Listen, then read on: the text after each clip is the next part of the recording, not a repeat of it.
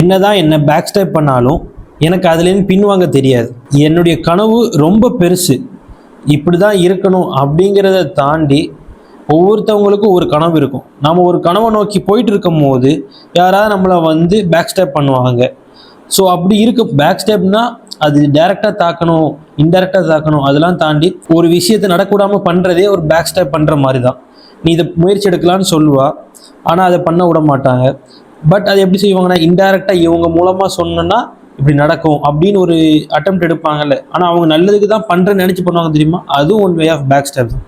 So அப்படி பண்ணாலும் எனக்கு அந்த இடத்துலேருந்து பின்வாங்க தெரியாது அப்படிங்கிற ஒரு ஒரு ப்ரைடான ஒரு அட்டெம்ப்டில் இருக்கணும், ஒரு தைரியமான ஒரு அட்டெம்ப்டில் இருக்கணும். அப்படி இருந்துச்சிங்கன்னா ஆட்டோமேட்டிக்காக வந்து லைஃப்பில் பாதி ப்ராப்ளம் சால்வ் ஆகிரும்.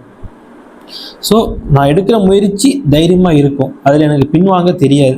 யார் என்ன பண்ணாலும் சரி, என்னுடைய முயற்சி நான் போட்டுக்கிட்டே தான் இருப்பேன் ஃபைனல் வரைக்கும். வெற்றி வரும்போது அது ஆட்டோமேட்டிக்காக அந்த சந்தோஷம் எனக்குள்ளே வரும். மற்றவங்களுக்கு தெரியணும் கூட அவசியம் இல்லை, எனக்கு தெரிஞ்சால் போதும்.